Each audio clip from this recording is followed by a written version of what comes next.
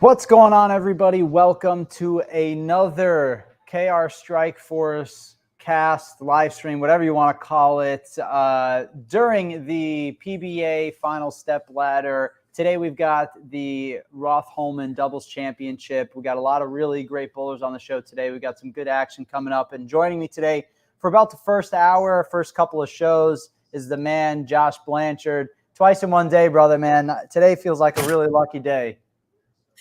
Thanks for having me. I'm excited to joke around with you and get some insight and have some fun calling this action, I guess. Yeah, man. I won't banter you too much. No, but I'll be the one getting all of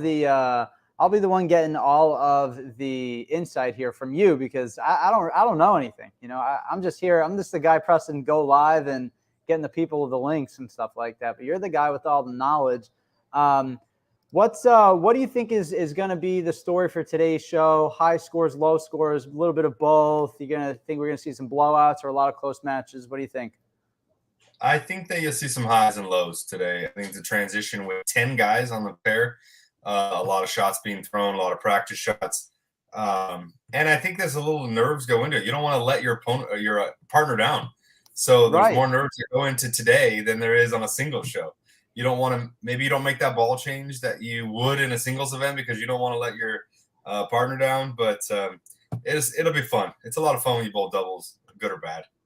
Yeah, and you know, some people may like pick on, you know, people that win doubles titles, say, oh, it's half a title, you know, it doesn't really count. But you know, it's just as important, I think, to the guys on tour. And like you said, there's more pressure associated with it at times, because you don't want to be the guy that has to hop on your partner's shoulders and get, you know, piggyback to the finish line here. You want to step up. So I think there's going to be a lot of interesting stuff that happens here. I don't know where you're at. Marshall just got up and threw his first shot. I don't know where we're at. I haven't seen the first shot yet. I'm a little behind. All right. So I paused mine here. So when Marshall's ball hits the pins, let me know, and then I'll press play. This way we can be all synced up here. It's so interesting in the modern age. It just hit the pins.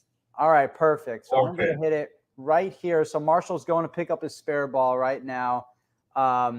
So they touched on it last night. I know Flanagan did, but you know, Marshall has to throw a big bowling ball on the show today. So that could play a factor. I mean, he's been throwing other brands' equipments all week. This on the show, he's got to throw a big bowling ball, which, I mean, nobody really knows a ton about their equipment. So this is a great chance for them to get some limelight, and hopefully he throws some good strikes and has a performance. But that plays a factor in today's show, I believe. 100%.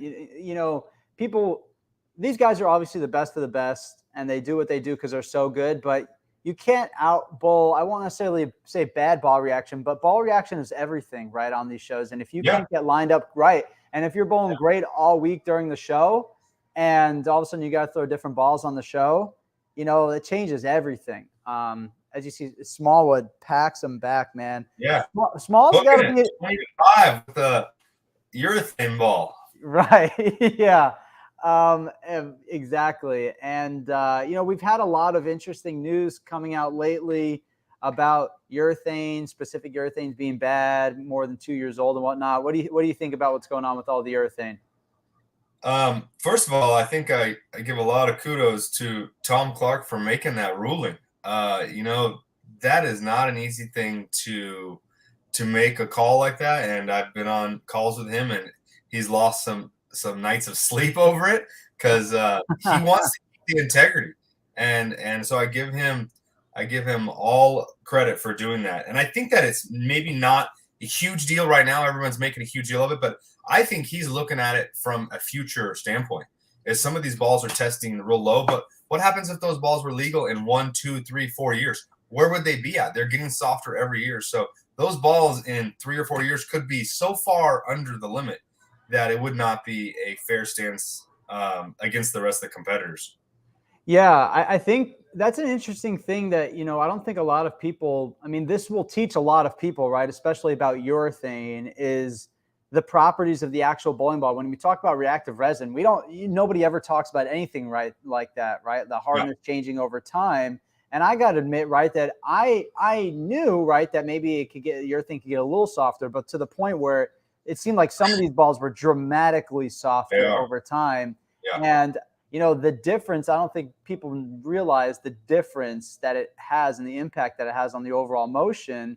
And I guess sometimes when you watch the ones that are softer that, maybe wouldn't necessarily pass the test, you see the difference that it makes. It really, and you can't match it just by trying to be versatile. You can't do anything to. I have one of the softer ones, quote unquote, and it's been tested by USBC.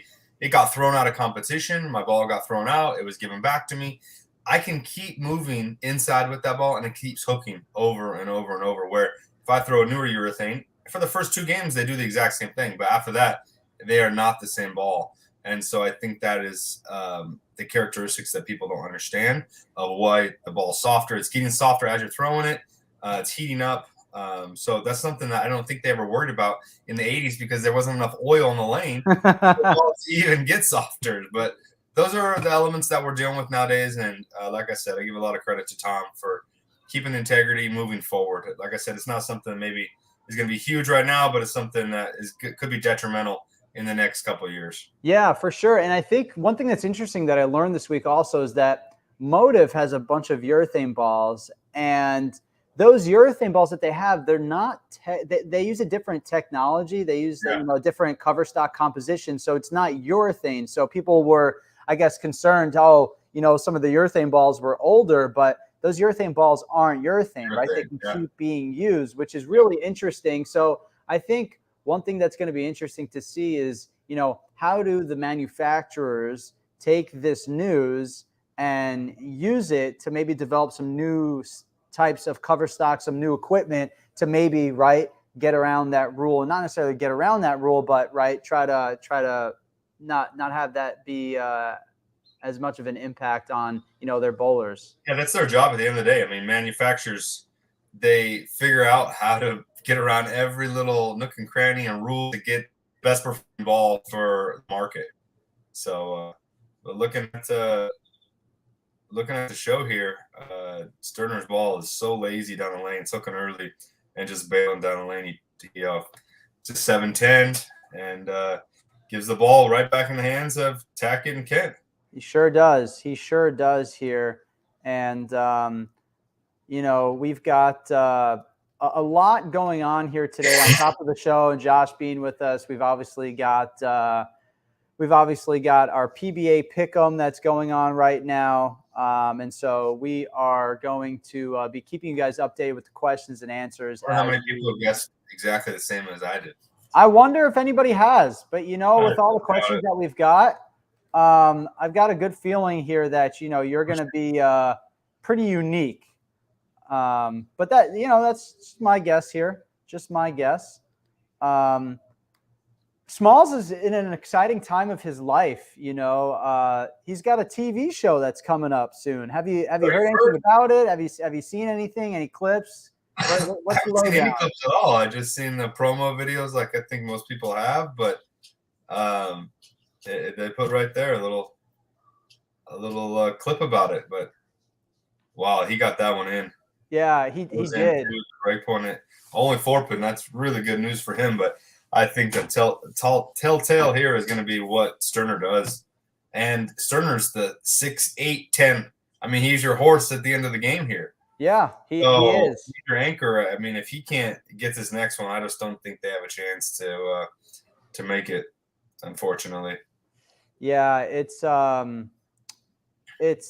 mean, like you said earlier on the PBA Pick'em preview show, right? It's so important to get the anchor bowler to be firing on all cylinders here, because if you don't, you're going to be in potentially a lot of trouble. Ball change here, so we'll see. Switching to an EVO Pearl. Let's see. That's in. That's in. Oh wow! Never trusted that one at all. No, it certainly seemed like it was. I think he saw how straight those previous two, especially with the Plaque 710 there in the fourth frame, that maybe he was scared that if he leaked it to the right, that he knew that thing was not going to come back. Good spare there, though. I mean, That's a tough spare. That's a tough spare. That's a really hard spare. And so far we've got, we've got some. This is exactly what we talked about on the preview show earlier, though. If you don't have one guy that's in, you got one guy that's striking, it's impossible to get rolling, and you're not going to bowl more than 210. It's true. And that's exactly what we got going on here. I mean, and Marshall and EJ bowl more than 220. I don't think that they're going to move on pretty easy. No, and I said earlier that I think I said in the previous show that Tackett and Kent would win this one pretty easy. Yeah, that was your first question. Yeah, that is the first question, and we also have a question about the splits, right? And we're already at one split here, halfway through match number 1. Yeah. No missed spares though so far through match number 1, so we're gonna make sure we keep track of all of this. But we've already got. I'm wrong on those. Hopefully, these guys shoot spares a little better than they have been the last couple of weeks on TV. Yeah, one thing that I thought about earlier was that these the lanes aren't easier. During qualifying, the scores were so high that when the scores are generally higher, you got to think that the amount of spares that they're going to be missing are less, and that's because, right, A, you're shooting less of them, and B, if you're throwing that many strikes, you're probably hitting the pocket more, which means that you're probably the spares you are leaving are 9 pin, they're 9 counts, right? You're shooting a lot of single pins, which obviously make it easier. But I will say, but he's both of our boys. Mr. Jacob Buttroff is on the show later today, and Jacob has historically struggled with some spares on television, and that certainly opens up some possibilities down the line to maybe see a couple more missed spares than we like. But I got a feeling, I wouldn't be surprised, honestly, today if Jacob struck every single ball. Could be, but Osku historically is not the best spare shooter either. Exactly. So they're together. They're doing great when they're bowling 260 and 270 because they're not shooting that very many spares. But we'll see what happens. Obviously, they're all professionals and they're here for a reason. So yeah, exactly. It's exactly right. The first thing that caught my attention was, though, that there's not new pins in the rack. You can tell. See, that's the thing that a veteran can tell. And most people at home probably don't know that from almost all shows, right? They're brand new pins. Yeah. Well, is there a reason behind it? Is it just because they look cleaner when you're looking at them? Yeah, you can. I can tell right away. I can tell the first shot that was thrown as it's going down just from my eye. But so for me, that means the bottoms aren't going to be as flat and as true. So you could see a couple more kickouts that normally you don't see. That's why you see a lot of flat 10s on the show. You see a lot of flat corners. These pins are so flat and so new that they need every little help to get knocked over. So that's the first thing that I noticed, though. I don't know why. That would be a question I could ask later. See, Tommy says his pick is Jacob and Osku. I don't think there's a bad pick today. These guys are on the show for a reason. Yeah, it's Jacob's true. the only lefty, so there's no other lefties to mess him up. Yeah. So we'll see. And one thing that's interesting too, I would love for, I feel like one of the things that's unfair, specifically when you talk about a guy named Jacob with all this urethane stuff that's going on, is that, Jacob is somebody that's very closely associated with the Purple Hammer, right? And then there's all this urethane news and, Jacob can't bowl without a Purple Hammer. He's screwed. Meanwhile, he won a title hooking the whole lane with resin. And he's obviously 300 on TV with resin. Exactly, right? He's an incredible bowler. And so I think this would be a nice win for Jacob to be able to get to say, hey, look, worlds, you guys can talk all smack you want. You can take whatever bowling balls out of the bag that you want. But guess what? I'm still here. I'm still a player, and I can still win out here. So I think that'd be great for Jacob. I agree. We'll see how he handles nerves. He tends to be very nervous on shows, and you can kind of see his mannerisms. He walks around. I've known Jacob for a long time, but we'll see how he handles himself today. He hasn't been on TV in a while. He's kind of on what he would ask him drought on winning, and so we'll see if he presses today and how bad he wants it. Yeah, and another person that's been on a drought in this match right now is EJ, right? EJ has been – he's been not his friend. No, he's really struggled on TV for it feels a couple of years now, and he got the win at the Lucy over last summer, I believe, right? I think him and Danielle won the Lucy, and so it'll be interesting to see, right?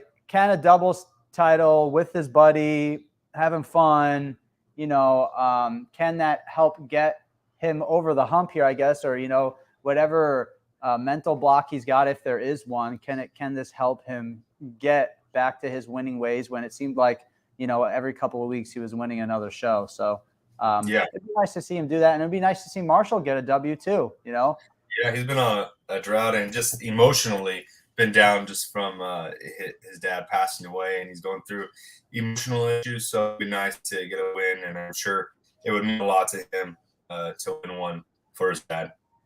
Yeah, I certainly think so. And I mean, this there's just a lot going on here, right? In this event,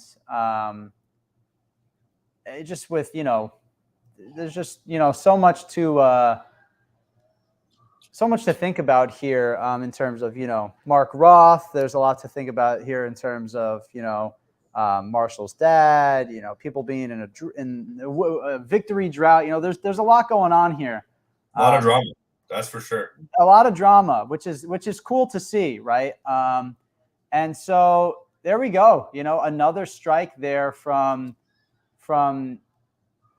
EJ. Now we got another strike from Marshall there. Yeah, I mean, they're gonna look like they're gonna win this pretty easy. I don't think unless Smallwood could bowl all the frames himself the rest of the way. I just don't know if Sterner. I don't think there's enough room left. Anyways, these two guys are locked in. They're throwing it well. I don't see this ending any different than what I expected earlier in the day with my prediction. Right, it's true here. We're going to see. Yeah, that ball's hooking pretty good, but like you said, it's going to take here, some pretty miraculous bowling from Sterner here to finish off the game. He's going to have to get comfy, and he's going to have to find a way to throw some strikes up there. I'm going to guess Ogle's going to bowl in the right lane and Rash is going to bowl in the left lane. That would be my educated guess. I didn't get to see any practice, don't know any inside information, but almost. He almost got to two splits for us before that. He did. And I know Sterner's a good spare shooter here, so I don't have a lot of confidence that he's going to miss this 10-pin here. But every time now, it's somebody leaves a spare, it brings in obviously the potential here for a missed spare. But all right, so we've got here 125 in the seventh, max score of 205. We still got a max score here of 268 for the for Kent and Tackett. Which, JB, I must mention here, going into the ninth frame right now, we got a possibility for a game over 250. You're right. You're right. Yeah, and guess what? Marshall, let's see one of the Swisher sevens here. Yeah, exactly. He's striking out. I don't, unless he changes balls in the 10th frame if Marshall strikes here. But six-pack alert. Oh, high flush, super high flush. Man. Here we go. We're going to need a little double in the 10th here to get to the over for the 259 game. Maybe EJ will switch balls for me here and help me out. Yeah, I'll throw a good first one and then, maybe leave a little design or something. He's throwing this new Coral Venom. I never even heard of it, but it's shaping like the Venom Shock for him. That's kind of his go-to ball. But it has been his go-to ball. I think the key to this team is Kent. I mean, if Kent gets loose, Brooklyn. If Kent gets loose and can throw some strikes, I think this team will be hard to beat for sure. Yeah, it sure will be. And it just looked like Jason could never really get comfortable. Oh, see, but this is the stuff here. There's two. Josh, this is exactly what it is. There's another split. There's two already. Didn't I guess 2 to 3? I think you did. I think you did. I think you guessed 3 on the nose. I think you guessed 3 on the nose. Oh, Can you make it though? Oh, let me tell you, he freaking fires that thing. He throws it hard. And there's that prime example. I hate to say it again. It's just like one guy in your team just can't figure it out. And I mean, if it was a singles event, third frame, he's lost. He switches balls. Maybe he figures something out and can throw a 5-6 bagger. But in this format, Josh, there you go, man. The still alive. Still good. Still alive. Still alive here. They went easy. Like I said, they were going to. Yep. You called it. You certainly did call it here. Let's see if EJ can pick up the spare. Spare is still big here. I feel bad for makes the spare. spare. This was lost, and that's a really bad spot to be lost in when you're letting a guy down when Smallwood had, man, a really good look.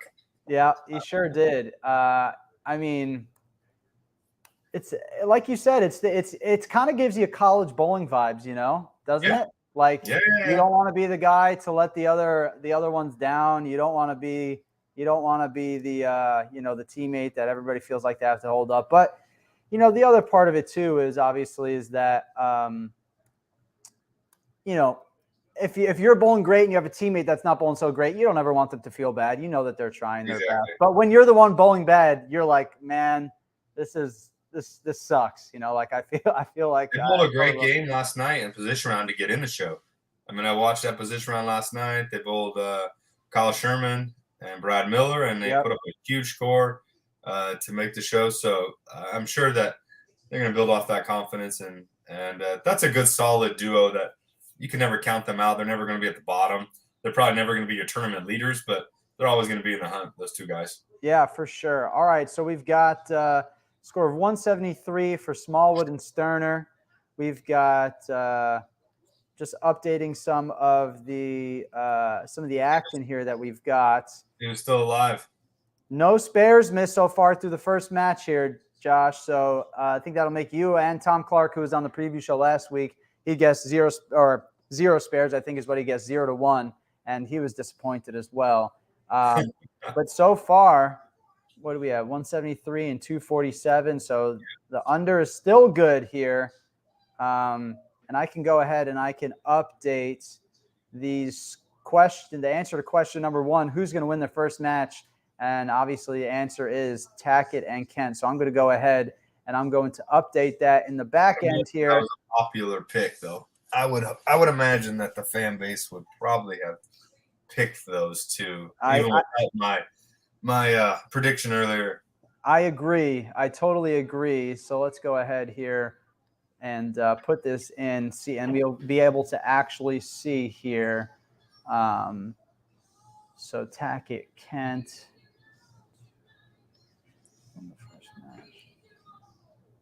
Okay, let's go ahead here. That has been updated. So let's go to the leaderboard. Still tied for first. You're tied for first. Josh Blanchard tied for first, but we've got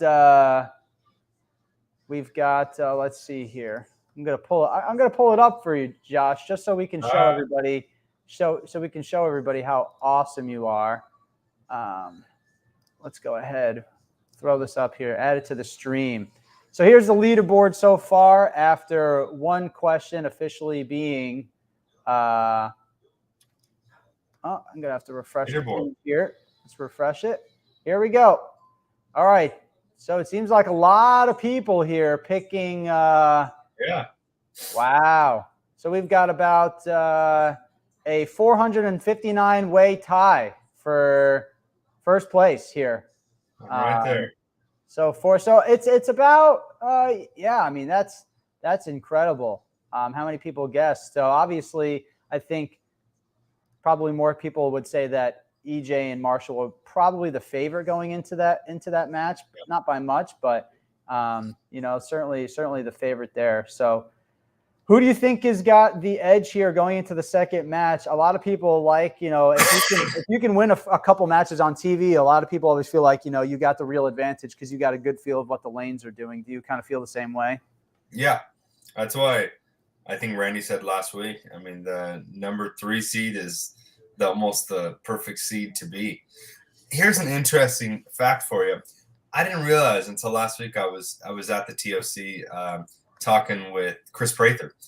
That was the first time. I think the guy has 4 titles or something like that. Yeah. I don't know, something like that. 4. First time he had ever been a number 1 seed on a show. Wow. And he said, I was talking to him on Saturday, and he said, I don't even know what to feel. Man, I only had to bowl 1 game. And it's kind of that mindset that when you get hot, they're in that 2, 3, 4 seed, and you get hot. On this exact double show, we were the number 5 seed, and we ran the ladder we got to the title match, which we eventually lost to Anthony Simonson.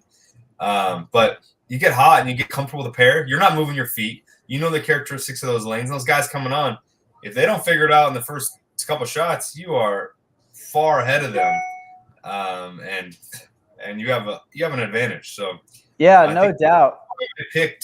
That's why I picked the Ogle and Rash. I mean, if they can get by this match, I think this is the match that will be. And I think I'm probably going to be off here on the 8 strikes in the second match. I think that my guess might be a little low, but we'll see. Yeah, and we've got so far, the average though that you picked. I believe you picked 206 to 210 for your average, and yeah, we got 173 bowled, and we got 247. So that's right in the 210 range ish there, yeah. right? 47 and 20. That's exactly 210 on the nose so far after the first match. So you're pretty close. You're pretty spot on, and it seems like they're doing a nice little tribute here to Mark Roth. What a great guy. What a person who changed the game. And I enjoyed hearing some stories last week at the TOC from some of the players talking about him.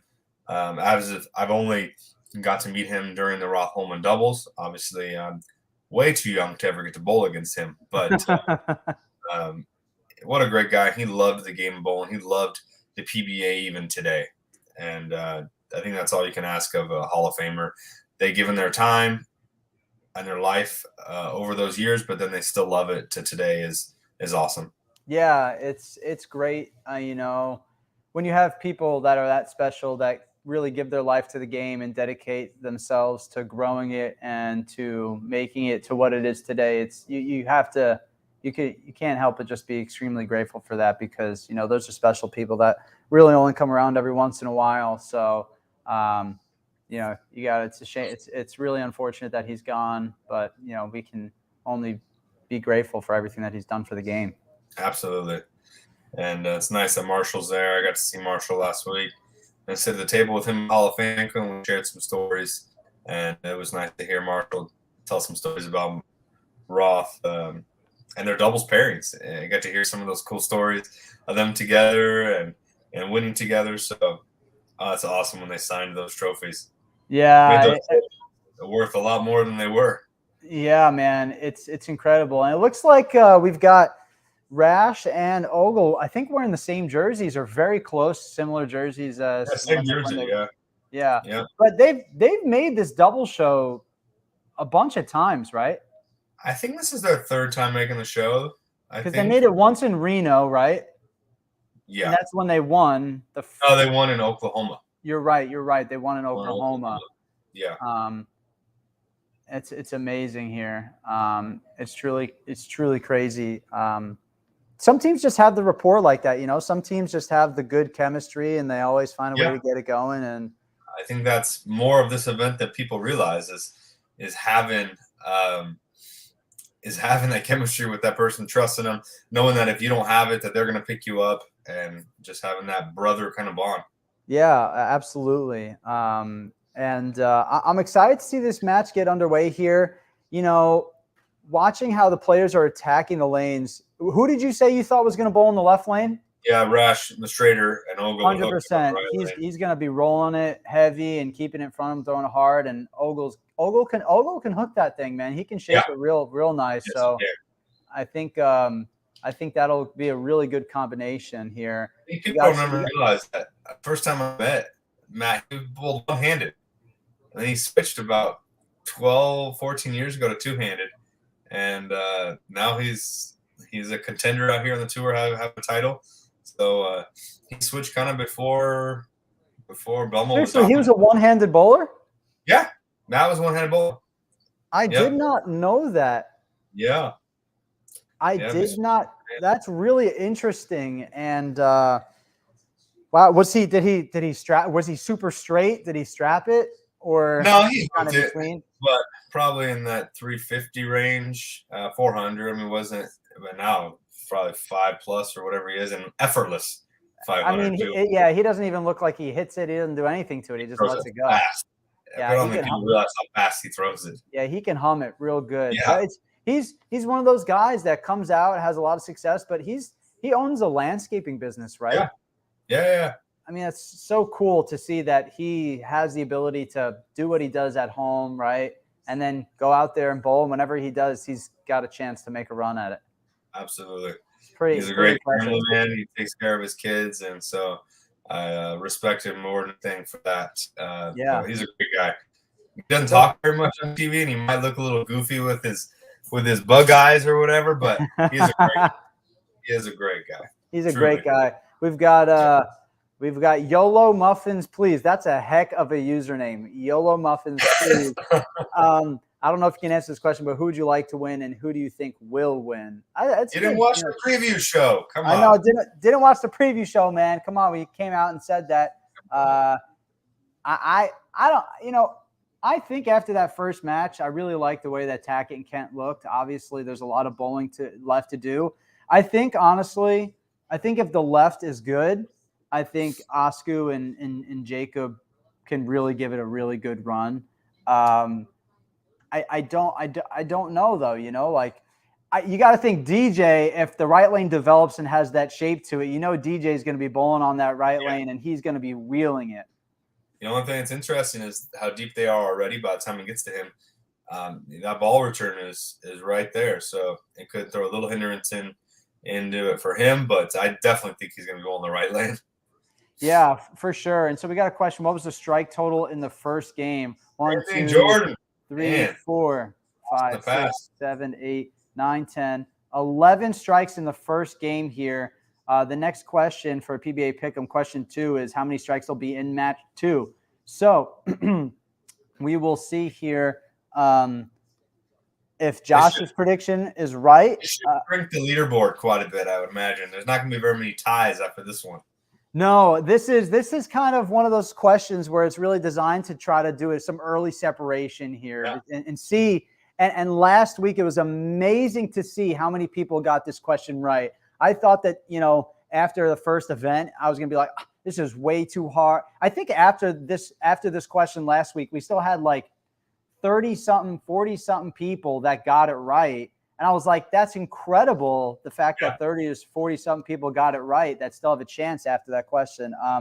So we'll see. I'm kind of like you on this one, where in doubles, I feel like it's going to be either really low or really high. I don't think that you're going to get, right, like one teammate to throw 2 strikes and the other one to throw 3 strikes, right? I think you're going to get one teammate throwing all the strikes or both teammates throwing all the strikes. Yeah.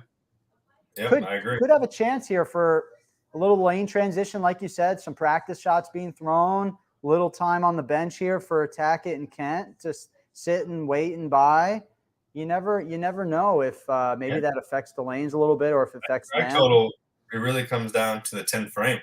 I mean, when there's 6 possible strikes in the 10th frame, is the match going to be over? Is it not? I mean, that's really, you have no idea. Yeah, you really don't know. And I hope that it's a really close match, because when it's a blowout, sometimes they'll cut away for the 10th frame. And then I got to send some text messages to people at the event. Like, can you send me the scorecard? Because I don't know what happened, because this will be a close match. I see this being in the 230s, 240s probably, but that's why I think my strike total is going to be off. But we'll see. I think both of these guys are going to line up. But, we saw. It really doesn't matter. If I get my strike total wrong, I guess it really doesn't matter who wins the match, but I still think Ogo and Rash will win. Yeah, I think it's going to be. I think you're right. I think it's going to be a close match here. And I got to say, I really like what Fox has done with these shows, right? Doing these kind of not necessarily player profiles, but doing these interviews, putting them in between the matches, maybe, continuing to help tell the great story of the tour, and specifically today, telling the story of Mark. And all the great stuff that he's done in bowling. And, man, it's incredible to look. 34 tour titles, 6 of all time. He's got 3 Player of the Year awards, 2 majors. I mean, what a game changer, man. Yeah. What a game changer. So it looks like Marshall's starting the match. So that means EJ, EJ's going to finish there on the right lane. Obviously, they're going to stick the same. And I think you're probably going to be pretty accurate here as to who's belong which lane for Ogle and Rash. So let's see what happens here. This match is underway. I think that Kent is the factor in this match. I mean, I didn't like he went high flush in that 10th frame or in the 9th frame, and now he lets that one go a little bit out and it doesn't make it back. So I got to think either he's got to slow his speed down or there should be a ball change coming soon. Yeah, for sure. And you wonder if he's going to start to get into kind of the place that that Sterner was in, right, where he tried to maybe keep it a little tighter and then it went high and then he tried moving in and couldn't quite get it to shape. But Marshall's also got a little bit more of a little bit more hit at the bottom than Sterner does, and he can get that thing probably to face up just a little bit more. So it'd definitely be interesting to see what happens here. And as you predicted, it's like you know what you're talking about, man. Hey, I did this once for a couple of years, so you kind of know what you're doing. You kind of know what you're doing. Nah, you still know what you're doing. You're going to go out there and make the show at the Masters. I'm calling it here first. Oh my God. Filthy. Oh my gosh. That was crazy. That was freaking crazy. I've never thrown a messenger that fast in my life. Oh my gosh. That was funny. That was fun. That was crazy. Wow. Rash is playing. Oh boy. Oh my God. What was that?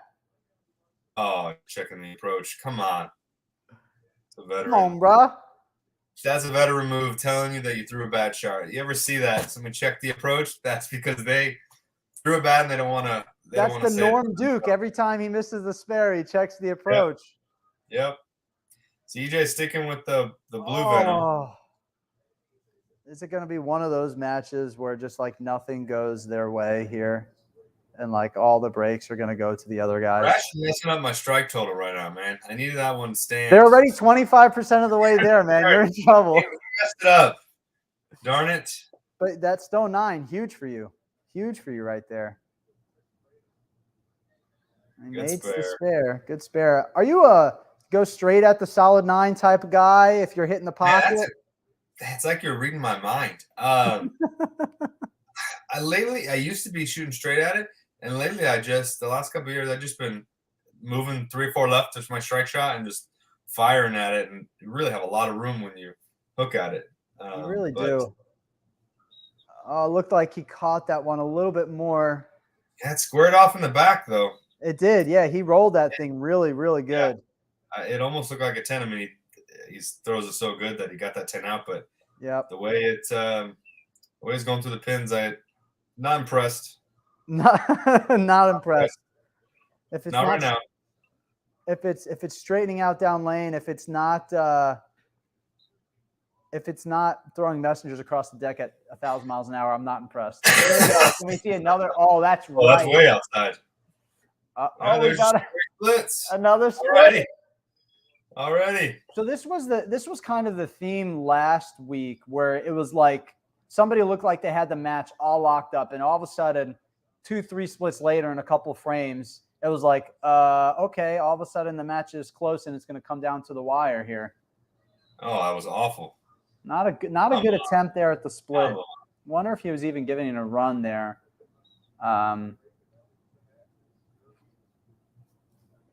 There was something way off on that. And you got to think here. Rash went Brooklyn. If Rash doesn't go Brooklyn on that second shot and that catch the double, they're at an early disadvantage there. That's better.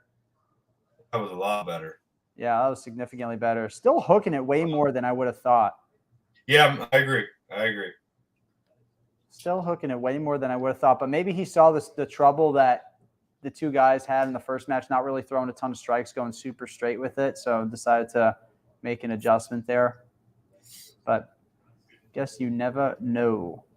Never know what these guys are gonna do. That was pretty.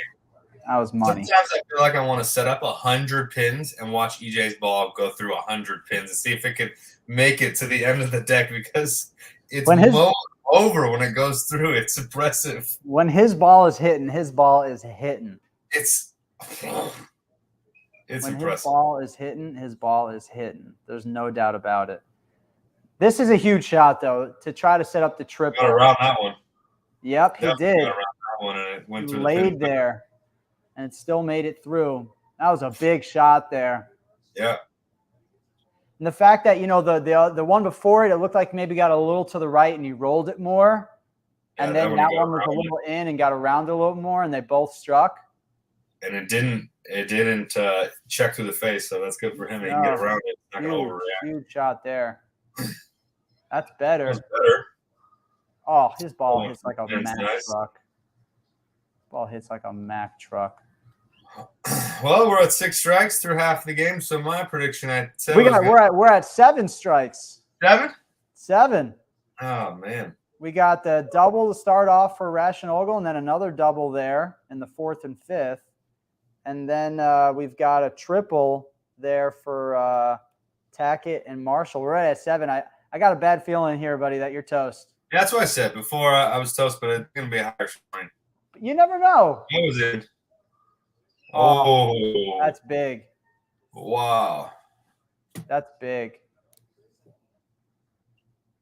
That's huge. All right, guys. Well, we're halfway through here this first match. We've got a pretty good one that's going on. Yeah, it is good. It's good, man. We've got a 14-pin lead right now for Tackett and Kent. That it will be interesting to see, if that shot from Ogle comes back and it happens again later in the match, or if he can continue to label him. And that last one looked like it went really high flush. It looks like he's probably going to have to make some sort of an adjustment off of that next one. Mm-hmm. Yeah, this is the one. This is the frame. Like when Rash just threw his, he's got to now sit through the commercial. Yep. He's got to sit through 2 more shots from the opponents. A shot from his teammate before it comes back. This is the one that is the harder shot in doubles to come back from. Whoever throws that shot there. Yeah, and I mean, it's not. I feel like sometimes I feel like I'm getting kind of old, but man, like sitting through like college bowling itself is impossible, right? You're waiting like 15 minutes between shots to throw your next shot. And like you get up there and it's like, I have to take 2 pieces of tape out because my thumb has swollen now.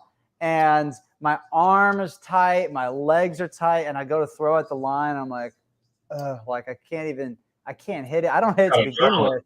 Adrenaline going though in college. There's because a lot of screaming, a lot of yelling. Are you a big fan of all the chanting in college bowling, or are you more of just like chanting? I enjoy it. I mean, you get some strikes in a row. I mean, you get some excitement, but yeah, not the girls chanting. I'm not for all that one. That one, oof.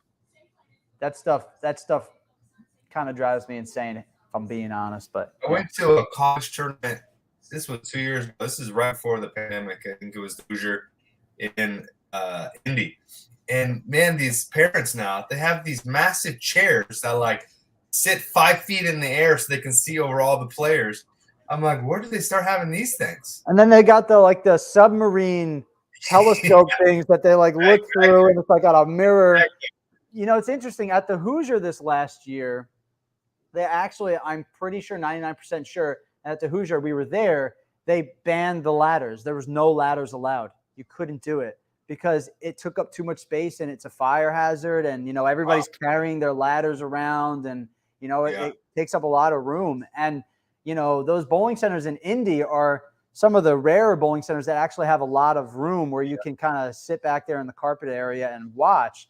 But most bowling centers, those ladders, like, one that pops to mind because I spent a lot of time there was St. Clair Bowl, right? You know St. Clair Bowl. Very and, tight, yeah, and it's very tight, and they have a lot of high school bowling that goes on there, a lot of college. And man, if you want to try to walk from one side of the bowling center to the other, it's going to take you 20 minutes. It's tough. It's tough, man. Yeah. JB, we need no strikes for the rest of the match here for you to have a chance. Guess what? I'm gonna lose. Yeah, I think you're done. I'll be out. No $10,000 for me. I guess I'll have to go back to work tomorrow. Yeah. Or this afternoon, or whenever someone sends me an email. That's true. To go back to work. I know Christmas $10,000 bonus today, but it's a pretty cool concept. How close? What was the high last week? 8? 8, yeah. And I couldn't believe that someone got that close. And honestly, it was a lot closer to hitting the jackpot than I ever would have expected, because his guess for the last game, the guy that got 8 points, his guess for the last game score was I think like 225, and the match was over going into the 10th frame. But if they would have bowled it seriously, the guy could have struck out for 222. So only a couple pins off potentially on the final game guess. And on the other question that he got wrong, he really wasn't that far off either. I mean, it was a really good go at it, especially for the first event. It was really impressive. So, that's great. But yeah, shout out to Dakota Vostry for sponsoring it. You know, if somebody hits it, it's coming out of Dakota's paycheck. Oh, beautiful. Yeah, which is great. Beautiful. Very very generous of him. So shout out to Dakota. First shot out of the TV. Ooh, that one held. Ooh, it did. It shows on the strike track that it was on, but it looked in. It did, you know, and it's interesting. Sometimes, right, we'll sit here and we'll be like, "Oh, that's in." But the strike track shows that it's not. You know, it's weird how to your eyes sometimes it does look a little different. You know, but people always have to realize that strike thing is like this big compared to the lane is this big. So right. Oh, that's in. Oh my God. Man, that was light swisher all day. It looks like Marshall's got the best look out of all of them. Not necessarily that he's making the best shots, but he's definitely got some wiggle room here. Yeah. Oh man. All right, folks. Well, we're already at 10 strikes so far throughout this match. Well, hopefully somebody gets double mine. Yeah. Hopefully somebody put in a big guess for double there. Let's see what Ogle does here after that Aaron shot a couple frames ago. Yeah, and we've got 2 chances here at a game over 259 still. The over is still possible. That's better. That was in. Oh, that was in. It held. For sure, but it held. Wow. It's nice to have 2-3 boards at the break point. That really helps loosen up the swing. Man, when you know you can miss by a couple, the best in the world. That's everything. Oh, that was in. Oh, holds again. There's a lot of shim in there. Wow. It looks like between all the guys, it looks like they're playing a contest. Like who can get it in and still get it to shim? Yeah. Who's going to be the guy that doesn't? But, you know, in the 9th frame, I think in the last match, Smalls got it in, but it went Brook. And so it didn't necessarily shim. So it'll be interesting to see how deep they can get and still get that shim as opposed to when it finally starts to go high. Oh, my goodness. Oh, my Lanta. Whoa.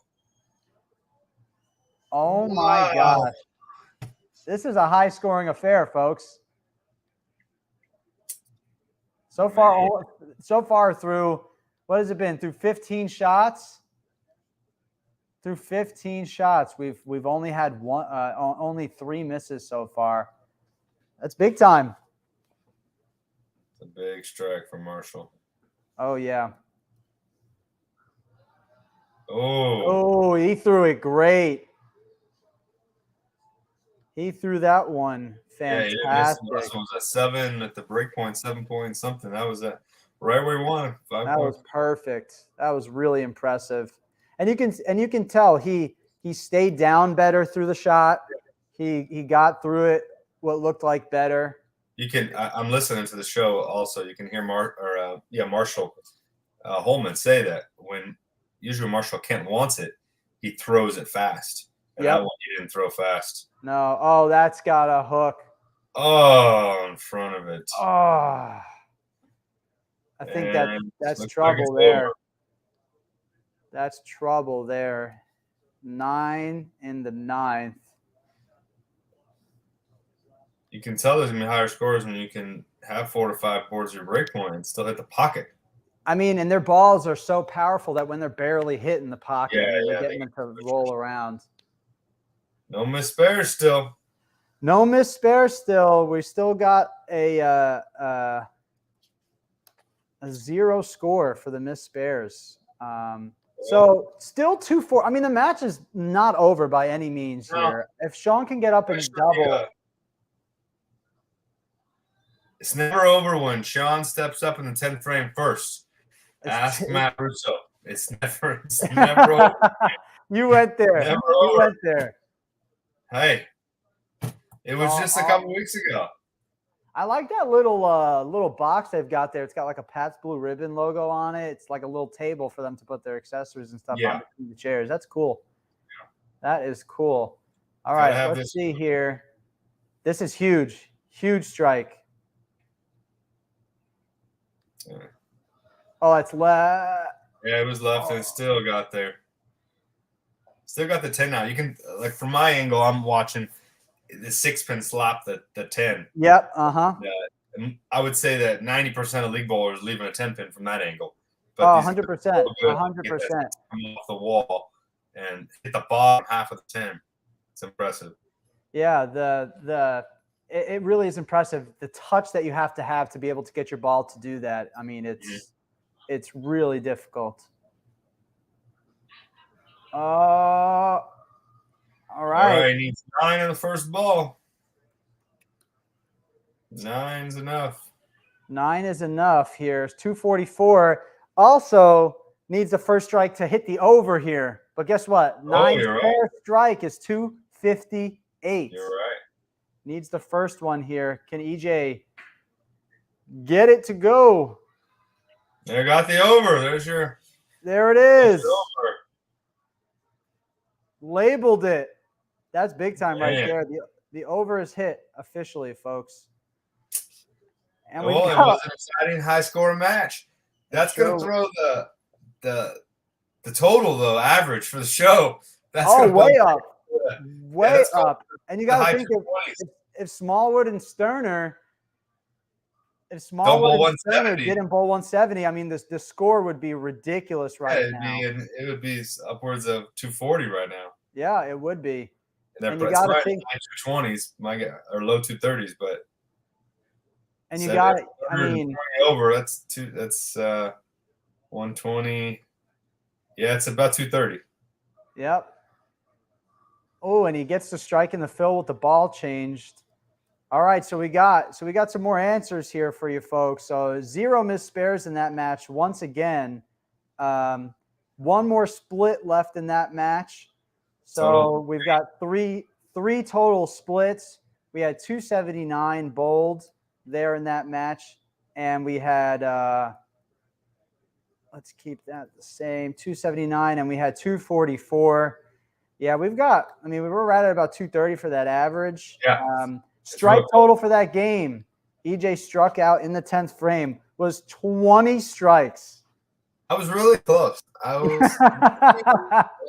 20 strikes. I mean, 10 strikes for each team. That's crazy. Even 10 strikes. So let's go ahead. I'd be really impressed. Aaron frame from Ogle that cost them. That Aaron shot that 2-4-10. That was what that put them down. Yep. So here we go. Let's go ahead. And how many strikes will be thrown in match 2? Both teams combined. Now. Let's see. 20 is the answer. Let's go in. There's not a differential of how far you're away from the right guess, because I would be in last place. Only on the last question. That's the tiebreaker, and we have an algorithm in there that sorts people based as to. So if you get 1 point and somebody else gets 1 point, and the correct score was 210, and you guessed 300, and the other person gets 211, they'll be sorted higher than you. Dakota texted me and told me to guess 8. I don't know why, but all right, we've got 9 people that are still alive. 9 Woo! People that are still alive for the 10 Gs.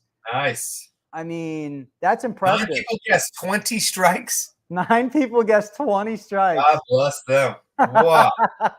20 strikes. That's a Oh lot my of land. strikes. So Let's get an updated leaderboard that's a hefty shown number. Let's on see if I know here. any of these people.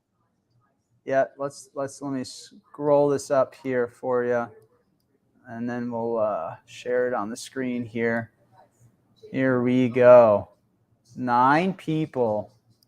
Let's share. Put them up here. Give them their props. Individuals are. So we got Todd Freeman, Sean Butt, Nathan Herring, Mike Pacino, Michael Winkles, Mandy Alford, Jeff Wingbermule, and Jared Whalen and Corey Hoffman. All right. Guessing correctly. Congratulations to those guys. Still in the hunt for 10 G's, 10 stacks, 10 racks. They all still have one of the people still alive, right? They still have either Tackett, Buttra, or Archer's team. That's a good point. That's a good point. We could look into that here to start. I think we'll give it another couple questions here, and then we can start looking into seeing if they have a chance, because they could have guessed. You're exactly right. They could have guessed that. They could have guessed that Rash and Ogle won. Yeah. And they're toast. Didn't even think about that there. But so far, we've got a lot of stuff going on. Another question for this match here: how many strikes are going to be thrown for match 3? So, man, this is going to be. And Josh, we'll just go up here to review your picks so far. Yeah, one for two. 1 for 2. Not too shabby. Hey, I still got 3 splits, so my point is still alive there. Your point is still alive there. 206 to 210. You're in rough shape. Dead. You're dead there. How many spares will be missed? Still got life there. Yeah. How many strikes in match 3?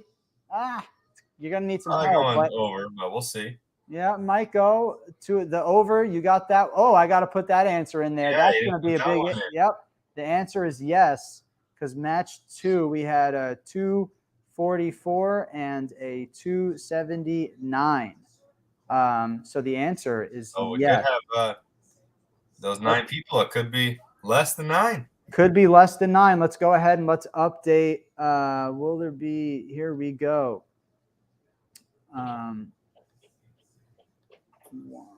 Will there be a game over 259? Here we go. Update. Now it's time to update the leaderboard. We're going to look at it live here. Let's look at it live. See if we can see it. Oh, we still got it. 8 out of the 9 people guessed that there was going to be a game. We got some people here expecting high scores on the telecast. Yeah. We got some high scores expected here on the telecast. Good for them. 8 people, man. Nice. That's impressive. That is impressive. Very I got to impressive. say, well, Josh, I know it's been about an hour, man. I know you said you're going to hop on for about an hour today. I don't want to hold you for too much longer if you got to run, man. But I really appreciate the time. It's been a lot of fun. Good, brother. Thank you for all the good things you're doing at KR. It's a lot of fun. We're trying. We appreciate all your support, buddy, and we'll have you on again another time when you're free once again, and we'll have some more fun, my man. Thanks. All right, you got it, bro. I'll talk to you later. All right, folks. Well, now it's just my boring self taking us home here throughout the rest of the telecast. So we're going to see kind of what we've got going on. I might as well add this to the stream here to make it a little bit more exciting. It's not as fun there. So we'll put the little leaderboard up here so you guys can see who is still got a chance for the $10,000 jackpot for the PBA Pick'em contest here this week. If you guys haven't played already, haven't set up an account, make sure you guys do. It's free to play, completely free.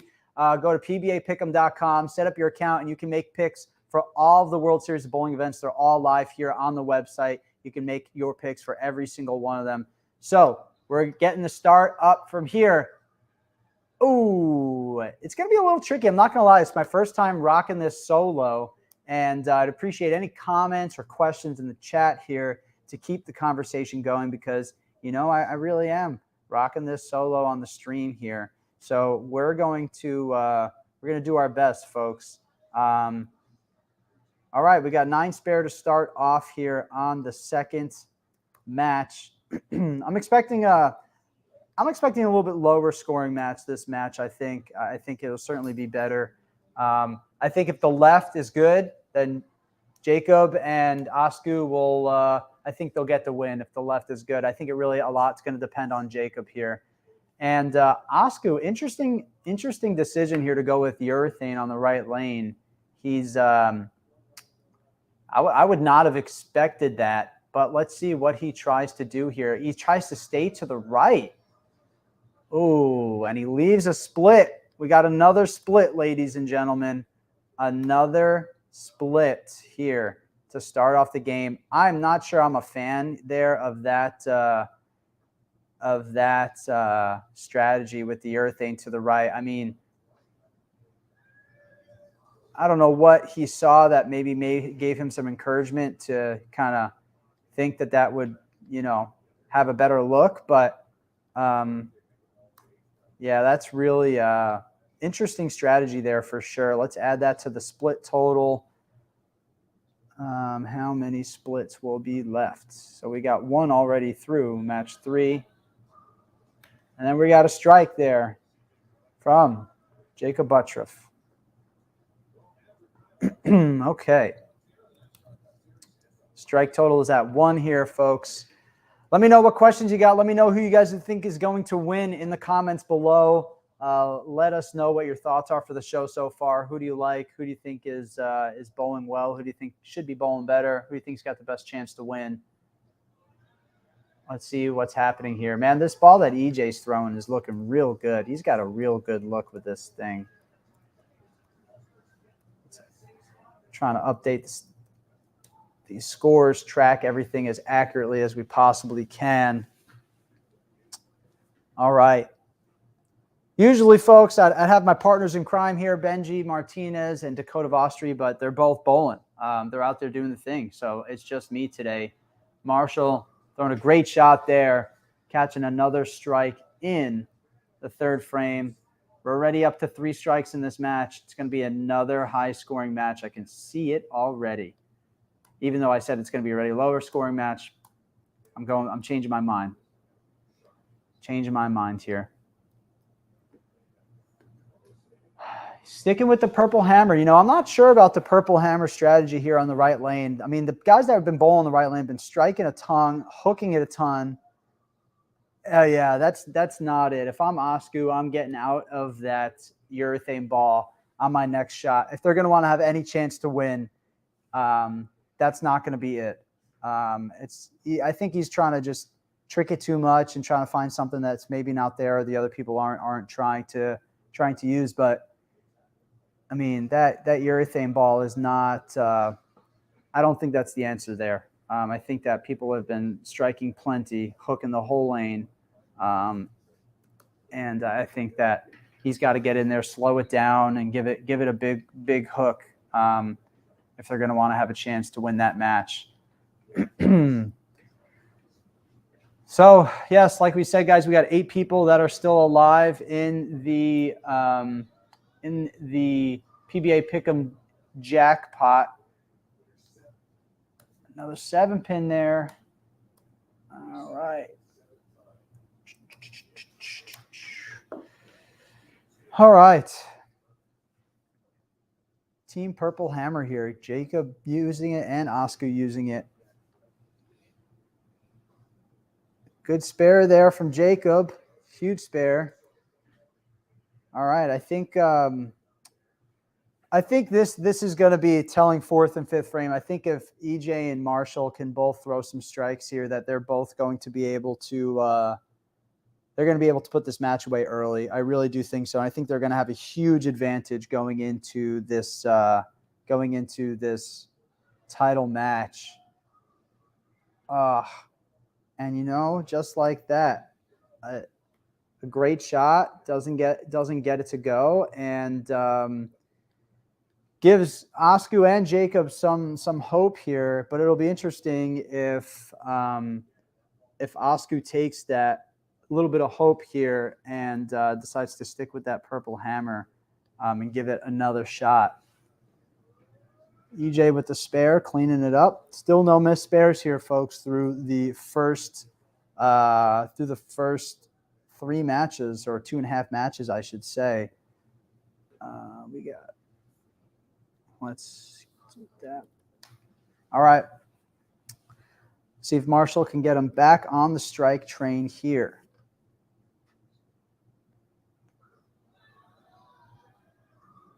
Oh, sure does. Great looking strike there from Marshall. Marshall's been the deciding, I mean, truly deciding these matches for them.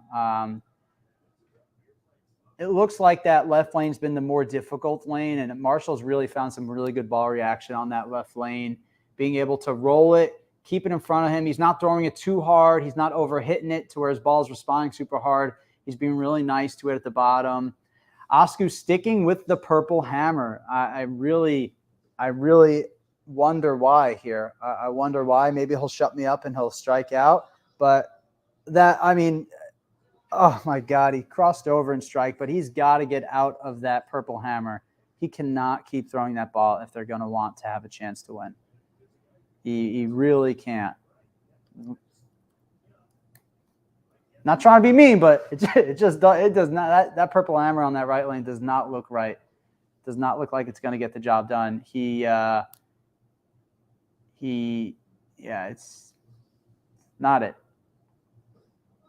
Here's Jacob. Oh, another 7-pin for Jacob there. That strike really would have been helpful. Really would have been helpful there for Jacob and for Asku to take advantage of the Brooklyn strike from Asku. Big spare there for Jake.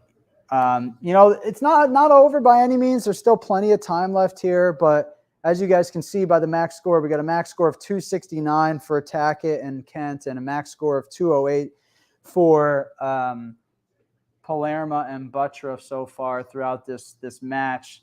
It's starting to look a little bleak here for Palermo and Buttroff. They're gonna have to change balls. So far, we got 5 strikes in this match right now.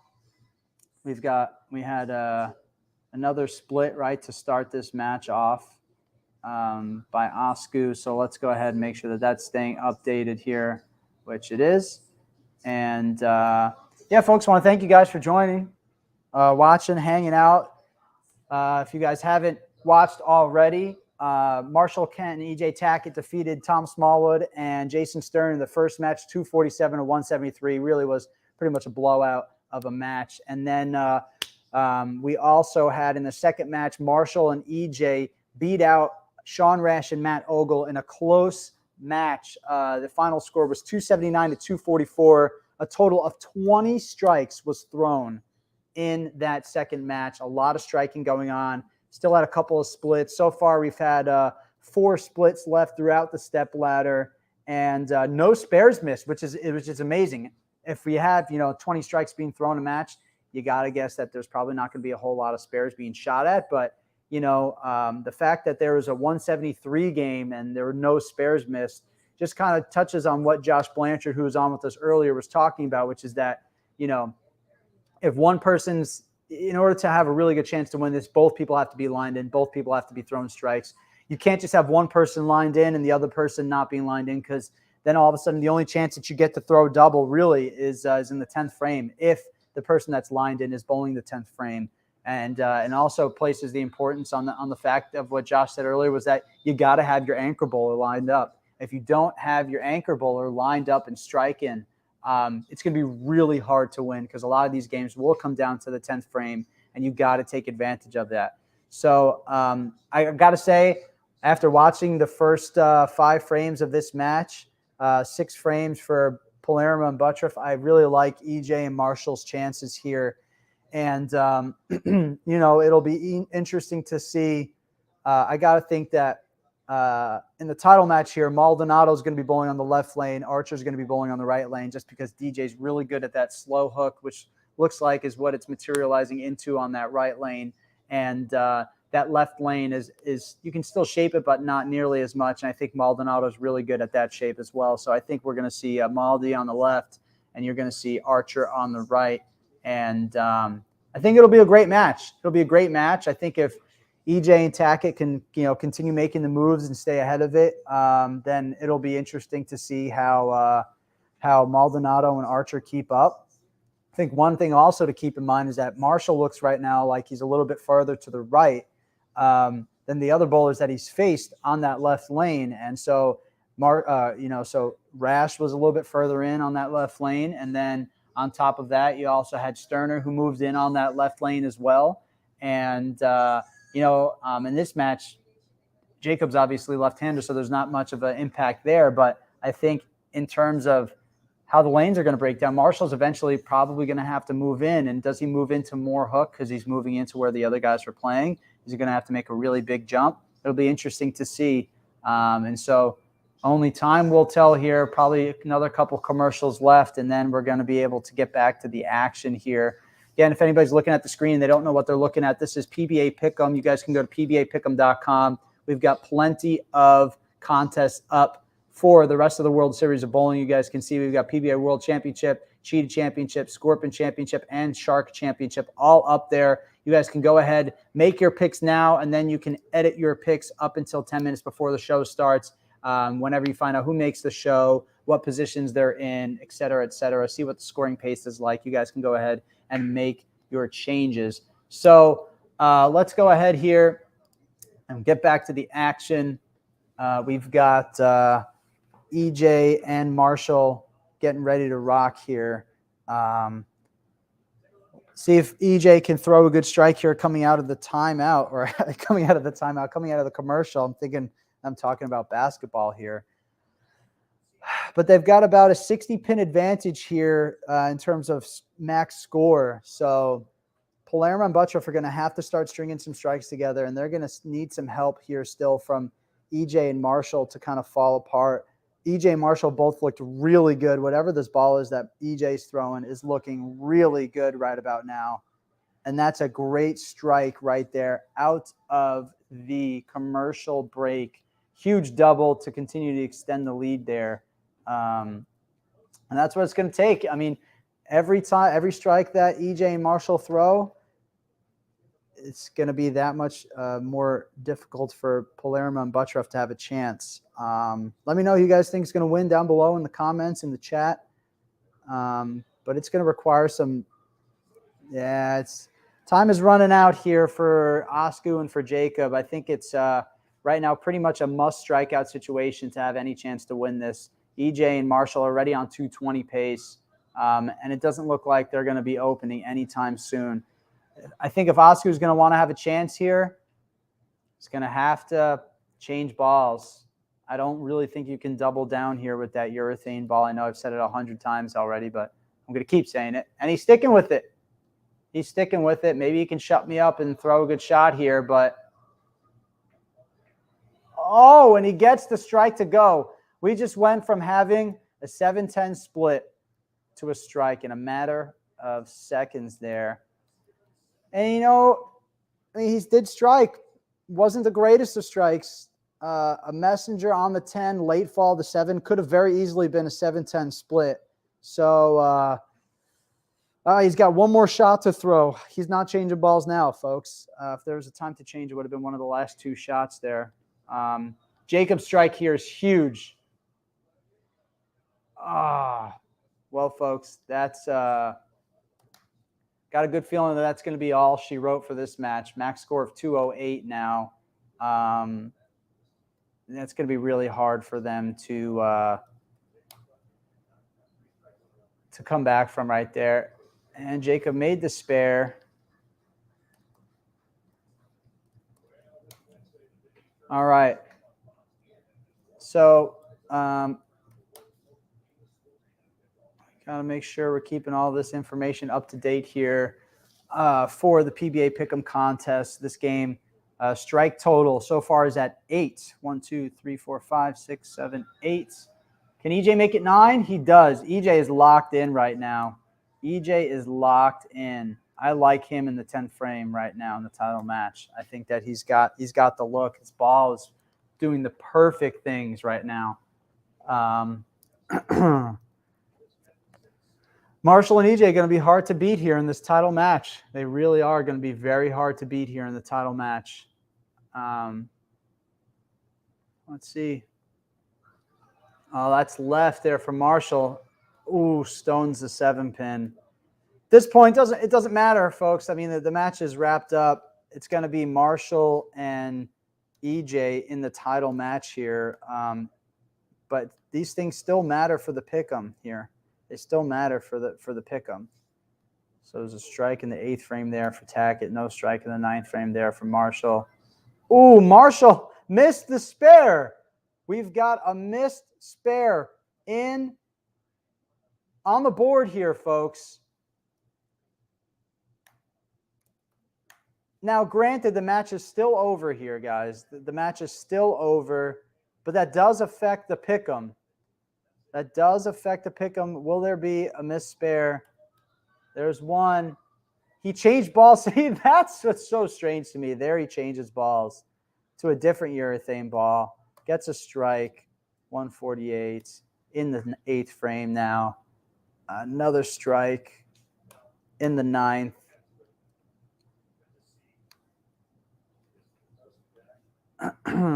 All right. See what Jacob can do here in the 10th frame. Can he get it to go through the pins? Not quite. Not quite. Not their day. It really is just not their day, as they're saying here on the TV show. All right, guys. We're going to be updating some questions here. Can Jacob make the spare? Let's see. This is, again, important for the pick'em. All right, makes the spare there. So that's 168 in the 9th frame. Max score of 188 here with the strike. Let's see what he can do. And then we're going to have some more questions here to update. Yeah, Penny, ouch is right. Ouch is right. Another 9 count there for Jacob. Just can't quite get it to do the right things there, and it's really hard to give it a shot if you just can't get either of your bowlers going, can't throw doubles, not a double in there for them that game.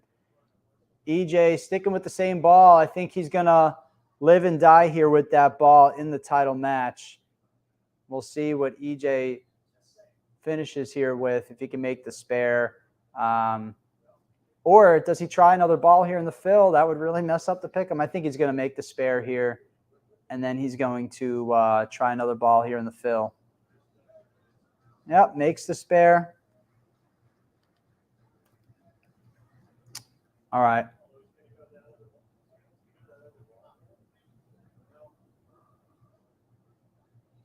Nope, doesn't look like he's yeah, he's changing balls. He's going to give it a look just to, I guess, just in case here.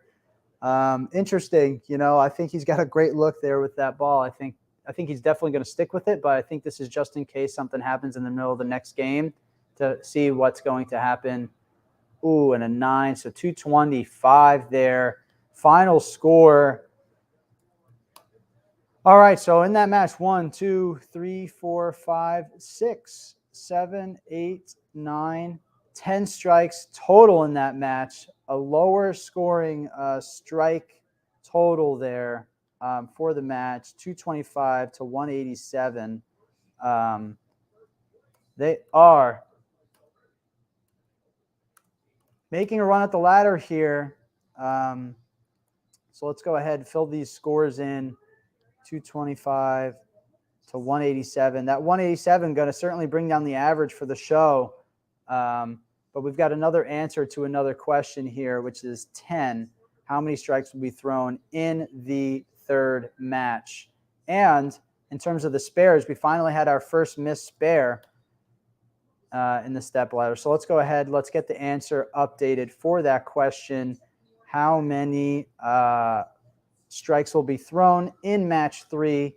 Answer is 10. Now we've got to update. Let's go ahead over here and let's update the leaderboard. See how many people are still alive. Oops. Clicking the wrong buttons here, folks. Clicking the wrong buttons here.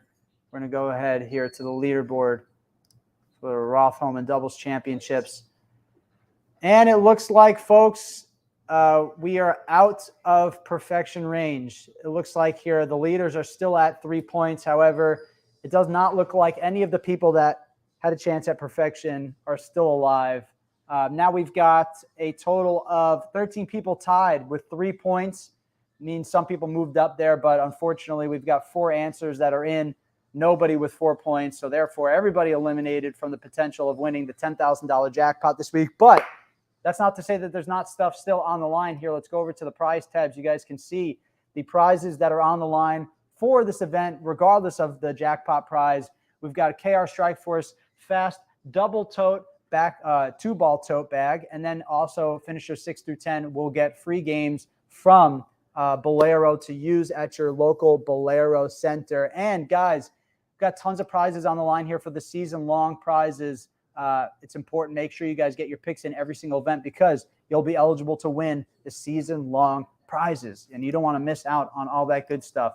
So let's go here back to the event leaderboards for the Roth Holman Doubles Championship so we can keep an eye out and see. Let's see where Josh is at here. Josh, not doing so hot. Josh Blanchard, 491st place here, our guest today on the show. He's got 1 point. A little bit of a bummer there for you, Josh, but we're going to scroll on up here to the back to the top of the leaderboard so we can see who's at the top. Right now we got Todd Freeman, Sean Butt, Nathan Herring, Mike Pacino, Michael Winkles, Mandy Alford, Jared Whalen, Glenn Phillips, Frank DeBartolo, and Doris Jones. Rounding out the top 10, then we got Donna Mitzel, David Johnson, Corey Hoffman, all tied with 13 points through 3 points through 4 questions. Make sure you guys go to pbapick'em.com, get your picks in for this next event. Make sure that you guys are in, because if you're not in, you ain't got a chance to win. Should have an exciting title match come up here. Let me know who you guys think is going to win. Still got a lot of questions that can be answered here. At the end of this title match, we'll have the final answer, obviously, to the amount of splits left throughout the telecast, the average of the telecast, how many spares will be missed throughout the telecast, the margin of victory here in the title match, and who's going to win, and what the winning score will be. So we still got question 10, question 9, question 8, question 5, question 4, and question 3. That will all be answered. 6 questions here that will be answered in the final match. All the action right here for us. Woo! All right. Let's see what's going to happen here, folks. Let's see how this is going to shape out. So far, guys, been a great show. Had one really good match. The other 2 matches kind of been kind of not all that close here, but I have a feeling that this match is going to be a little bit on the closer side. And so we'll see what happens. We'll see. I still can't believe that Osku used the urethane on the right lane there. And granted, he did throw more strikes than his teammate. I still was very, very surprised that was the play. 247 and 173 in the first match. Second match, 279 and 244. And then in that third match there, Kenton Tackett took down Palermo and Butcherov 225 to 187. Got a lot of strikes going. You know, it's interesting. You'd think that Tackett and Kent have the advantage here going into the title match because they've got a really good idea of what the lanes are doing because they've been bowling for 3 or 4 matches so far already. But you never really know. Could be a little bit of transition that hits, and maybe that hurts Tackett and Kent. You saw Marshall miss that 10-pin there in the 9th frame last game. Got to wonder if that gets in his head at all. He's a professional, obviously, so you got to think no, but still is the possibility if he leaves that 10-pin again of whether or not that rattles him or if it throws him out of his groove because he's been doing everything right so far today. Let's go ahead and let's look at how many strikes has Marshall thrown today. He's been bowling the odd frames all day. Marshall has thrown 1 strike, 2 strikes, 3 strikes, 4 strikes, 5 strikes, 6 strikes, 7 strikes, 8 strikes, 9 strikes, 10 strikes. He's thrown 10 strikes. He's thrown he's bowled 15 frames, and he's thrown 10 strikes. He's striking 66% of the time here. And and then you look at EJ. EJ has thrown, let's see here. EJ has bowled even frames every match. He's thrown 1 strike, 2 strikes, 3 strikes, 4 strikes. Then he's thrown 1, 2, 3, 4, 5, 6, because he gets to bowl the 10 frame. So he's thrown 10 strikes, and then he's got 1, 2, 3. He's got 13 strikes. These guys are striking a ton here. So it's really impressive to see what they're doing. And not a whole lot of open frames from the two of them. In fact, the only open frame that they've had so far has been that missed 10 pin by Marshall there. So you can see the key to the game here, obviously, is not only avoiding open frames, but it is also making sure that you string strikes together, because the team that has strung the most strikes together so far has been the winner in every match. It's not a matter of, trying to get 9. It's a matter of trying to string them together. So we'll see what happens here in the title match. I think we're about to get started here in after this short commercial break. Let me know who you guys have in the comments here. Got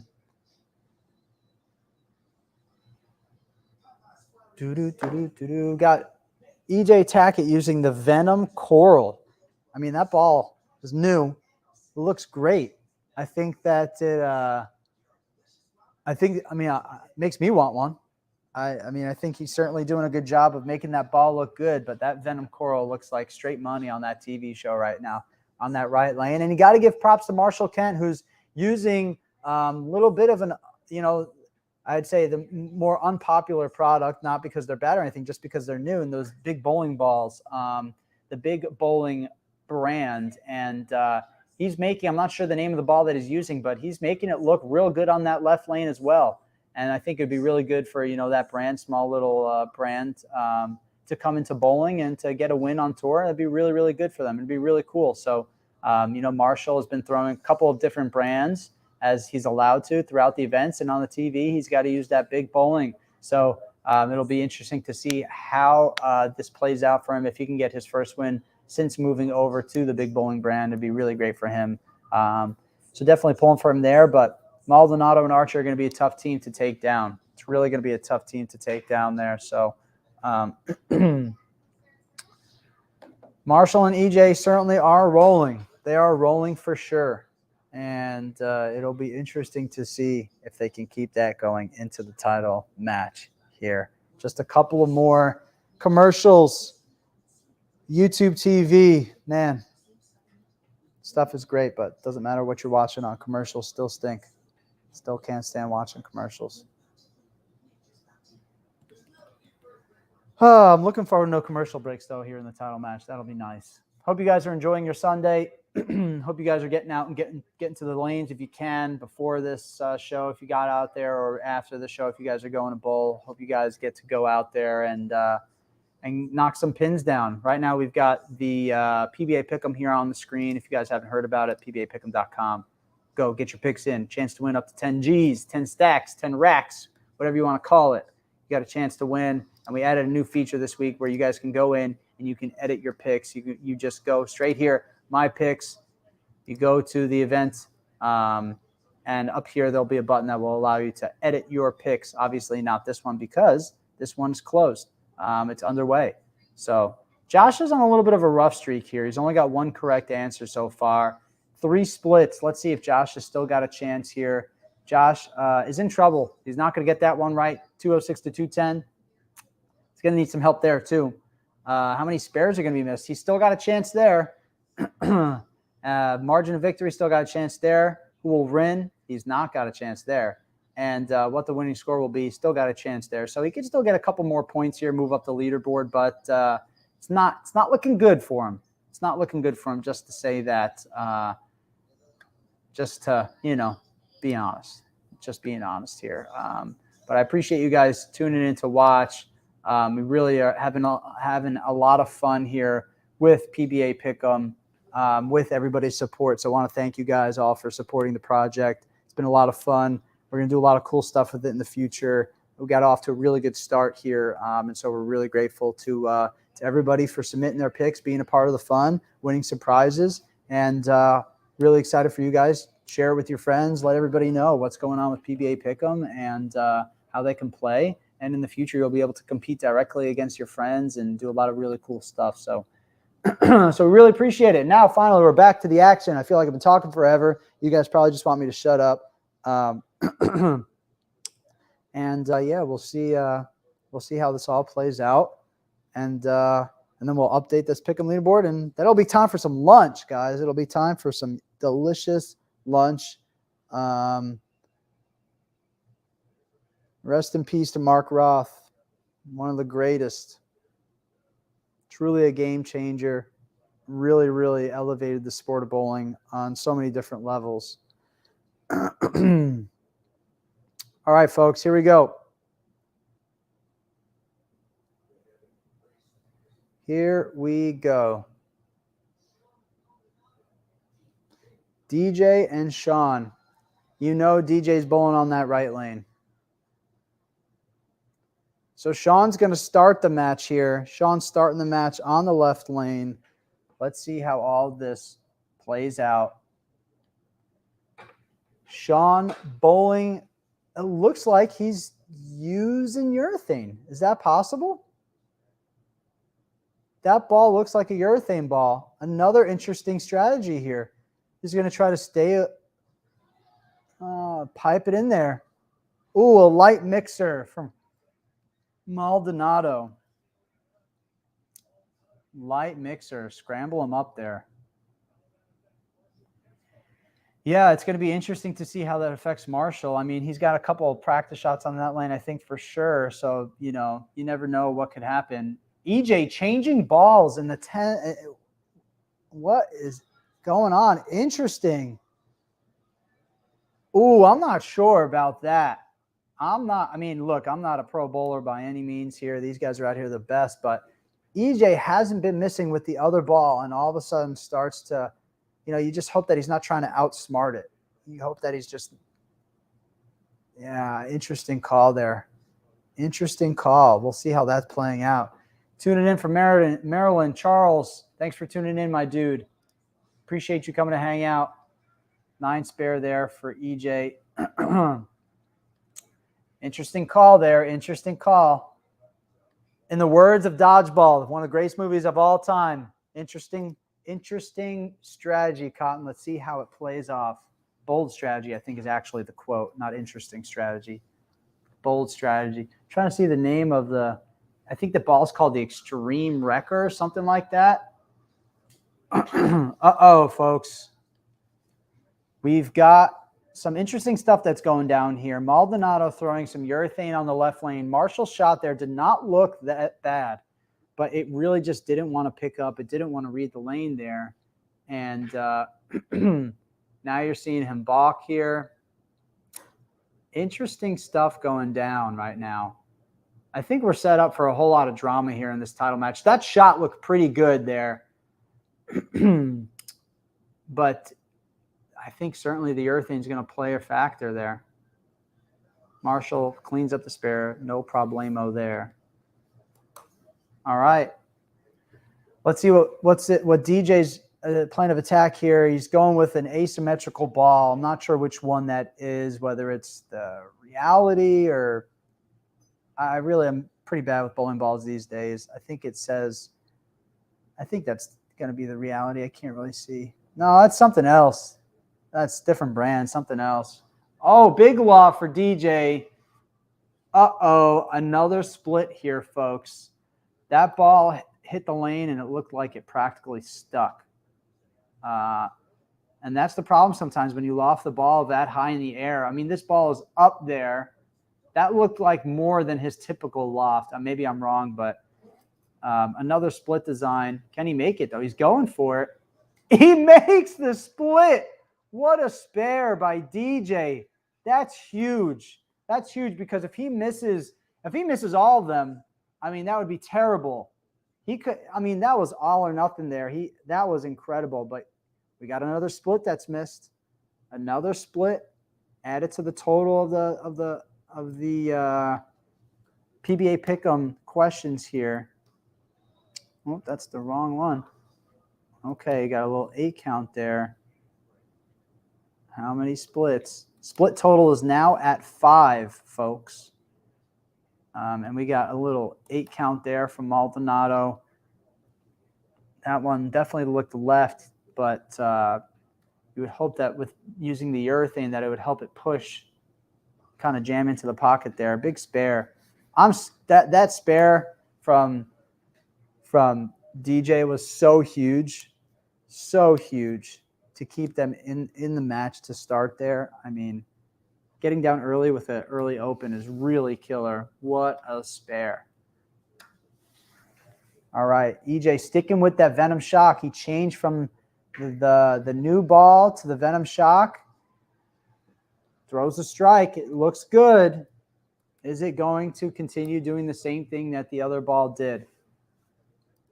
We'll see here, folks.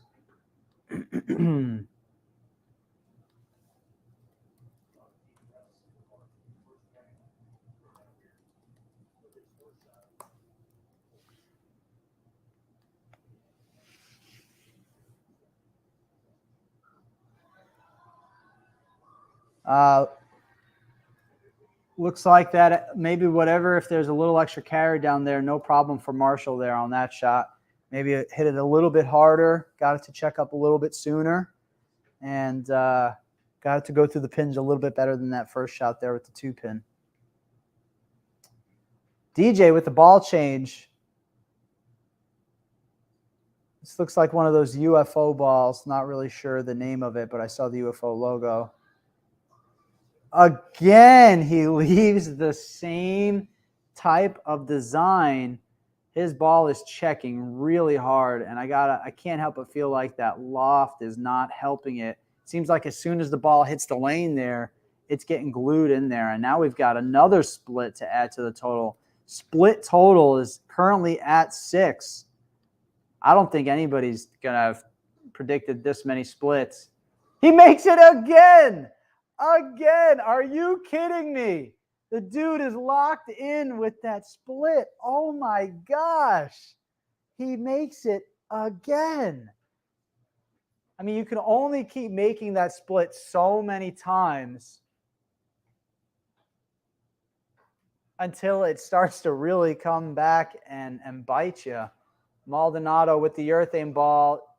Oh, I'm not sure how I feel about this approach with the urethane ball. It looked good on that first one, was able to stop it in there. But I'm not really sure. I am not really sure about that. All right, let's see what he does here. Makes the spare. Good spare there. Keep him alive. Obviously, a lot of bowling here. All right.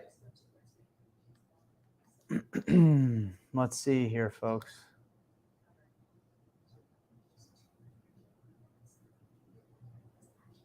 Let's see. Ooh, that one looked pretty good.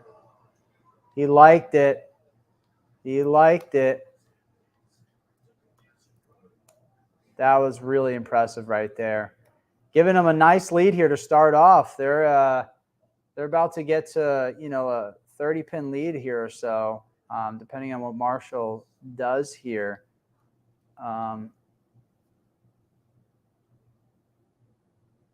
Really interesting stuff. Really interesting. Oh, big shot there from Marshall. Big shot. They want it. They got to stay focused here. There's a lot of bowling left, and Maldonado and Archer are still not out of it. Still can strike out for 240. Big action going on right now. Getting hyped up. Getting hyped up. Can DJ make the move? Ball was definitely farther left. Great shot there. Great shot there from DJ. Just spent a little bit more time in the oil there, a little bit less loft, and definitely a lot better motion there. But DJ and Maldi are going to have to start stringing some strikes here if they want to have a chance. It looks like Maldi moved in a little bit, got it closer to the head pin, buries it. That's composure right there, folks. Even if you're down, sticking it through, because you know what? As much of a lead as they might have right now, all of a sudden, if a split comes up here for Kent and Tackett, and Maldi and DJ can keep striking, I mean, even it looks like they're up 26. I mean, the match is still close here. Oh, that ball is hitting so hard. Looks like after he changed to it, he just needed a little bit more of an adjustment, get a little bit deeper with it. Man.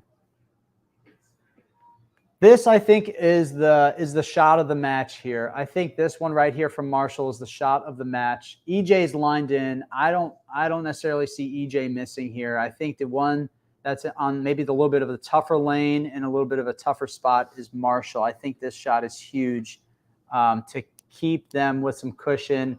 It's left. Ooh. It's left, and as you can see, the ones that get left, they hit a little bit extra oil, and they shim just a little bit more. And so that one was left, went lighter, maybe a little bit backwards thinking. You know, you miss left, you think the ball's going to go high. Right now on that left lane, if they're missing in a little bit, that ball's pushing. And so that's why that one barely got to the pocket there. But Marshall's going to have to finish that 10th frame. But I unfortunately am not sure that it's really going to matter all that much because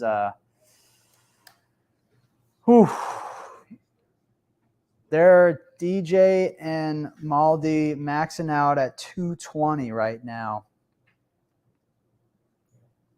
220. Uh-oh. All right, makes the spare. Still not over, guys. Still not over, but now it's a must-strike situation here. Maldi has to strike here to give them a chance to stay in it. If he doesn't strike here, it's over, and Tackett and Kent are going to win. Oh, that's left. And, folks, A, another split, and B, that's all she wrote. EJ and Marshall have officially won. And this is going to be another title for Marshall and EJ. It's a great win for them, very deserving for both of them. Gets 2 there. That's 162. Max score now for Maldi and Archer is 192. That's going to be another split left there. 3 splits left in the game. Bring the split total to 7.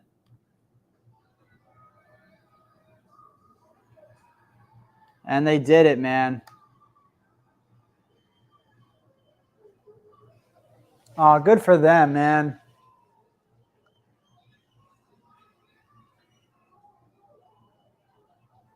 Oh, man, they're best friends, too. You just love to see that. EJ's really struggled to win on TV, and he had the absolute berries today. Marshall, after losing his dad. Folks, I can't believe it. That's another split for the pick'em, but it doesn't matter because there's already been, oh, no, the battery died right as the show is ending. How is that possible? How is that possible? Please hold, folks. We'll be right back with some video. All right. That does not matter, folks. 8-1 for 245 there.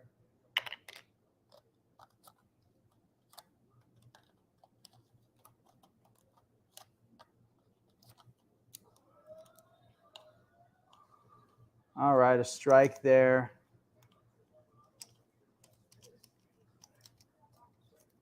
All right, gonna get this camera. It seems to always be doing that. We gotta figure out how to fix this issue for good, folks, so we don't have to deal with this problem anymore, but bear with us. Video coming back here in 2 seconds, folks. There we go. So we got an 8-1 there in the 10th. 217. 245. What a great showing there from Marshall and EJ. Congratulations to them. How fantastic. And it looks like we've got some strikes coming up here in the 10th frame.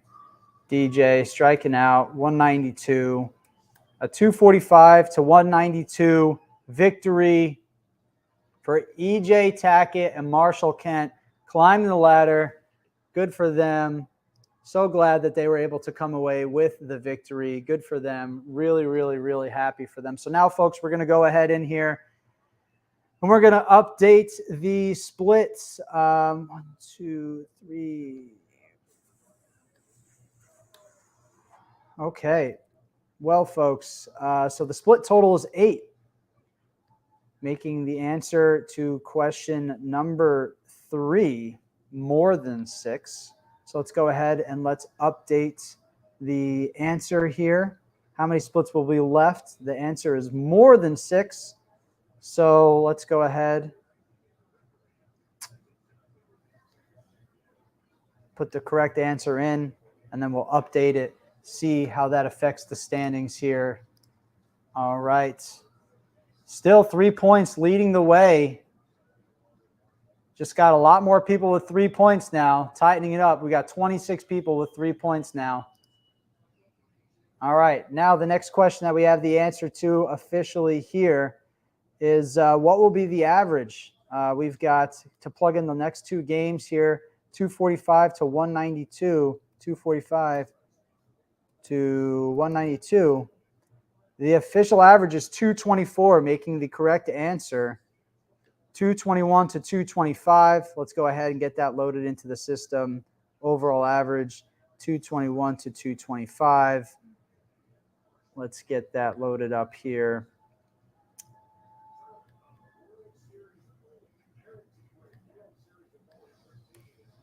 All right. Let's go ahead and update the standings here now, folks. Let's see.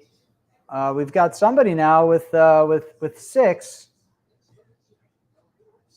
I think we might have an error here, folks. Mr. David Brown will have to go ahead and verify that. Mr. David Brown coming out of nowhere with 6 points now.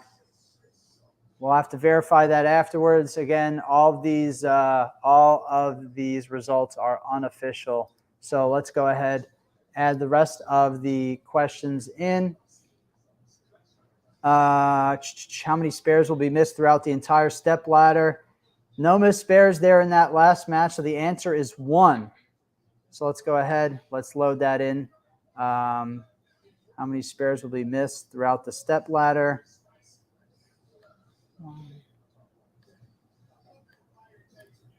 All right, let's update that for it. Let's get the leaderboard updated once again. Okay, let's go ahead. And what will be the margin of victory in the title match? Margin of victory in the title match was...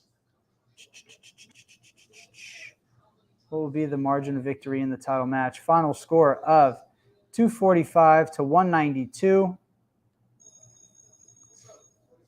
So we had Tackett, Kent, 245 to 192. 53. So we had more than 25 pins here, guys, is the answer to that question, question number 8. Margin of victory, more than 25 pins. So let's get that loaded into the system. Okay. Now let's go ahead and let's update the leaderboard here. Yep. And let's go ahead and get the next 2. Who will win the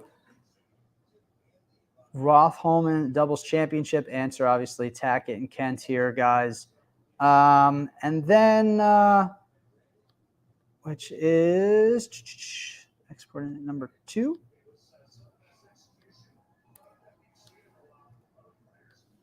Let's get that leaderboard updated once again. Yep, and I have a feeling we might have a cheater here. Might have a cheater. So we're going to go ahead and we're going to update all the results. Make sure you guys check back pbapick'em.com and see what the final results are if you're a winner of any of the prizes. Best of luck to everybody. Make sure you go pbapick'em.com. Fill in your results. Fill in your picks for the next World Series of Bowling questions. And we'll catch you guys later on the next one. All right, thanks, everybody, for tuning in. Take care, everybody. Make sure you, again, check back pbapick'em.com for all the results. Talk to you guys all again soon.